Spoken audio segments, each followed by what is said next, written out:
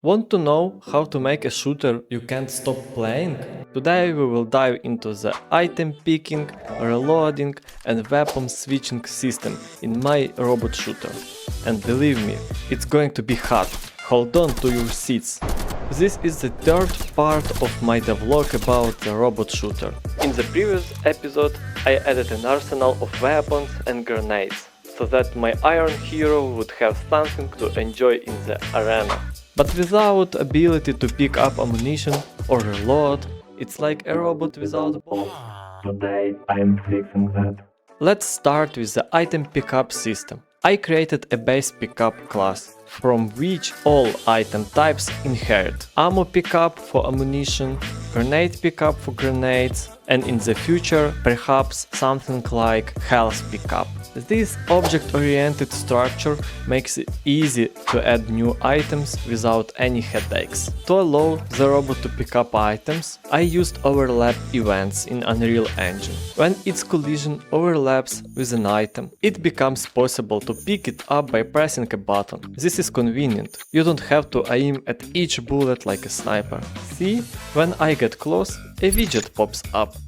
For now, it's just a text tip. But I'm planning to make something cooler. For example, like in The Last of Us. First a small dot that singles the item, and when you get close, a full widget of picking up. If the robot already has a weapon that user trying to pick up, it simply takes the ammunition from it. For example, I walk up to a shotgun when my hero already has it, and bang, plus 10 rounds. Logical and convenient. Now about reloading. I decided not to make it automatic, as in many shooters. The player himself has to keep an eye on the ammunition and press the reload button. This adds a sense of control and tension.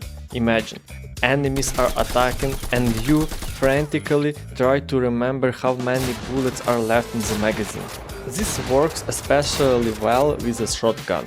It reloads one cartridge at a time, but you can interrupt the reloading at any moment to fire.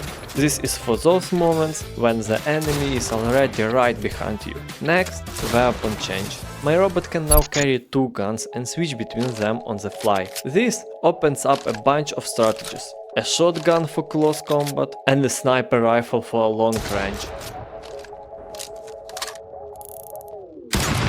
Or an assault rifle against single enemies and grenade launcher against groups. Each weapon has its own type of ammunition, which is stored in the inventory. Soon I will add icons for primary and secondary weapons, so the player can immediately see what's what. But not everything went smoothly. Once I encountered a bug where picking up one item teleported ammunition from the other end of the map. It turned out that I had configured the state of the items incorrectly. I had to rework the logic so that each pickup was processed separately. Another thing is balance. If there are too many ammo, the game becomes a piece of cake, and if there are too few, players will throw their monitors out the window. Plus, reloading affects the tempo of the battle, so I will play around with the frequency of pickups and enemy behavior some more. Here is an example of how it all works together.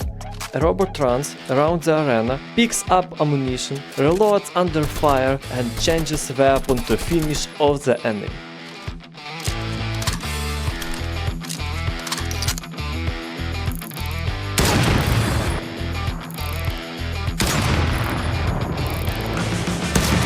And now, your comments.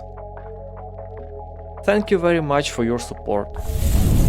I was also asked how I organize the logic of different types of weapons. Here's how. Each weapon is a subclass of the base class weapon. There are common things: rate of fire, damage, recoil, screen zoom when aiming, ammunition and ammunition type, and specific features, such as the spread of a shotgun or the slow shot of a sniper rifle.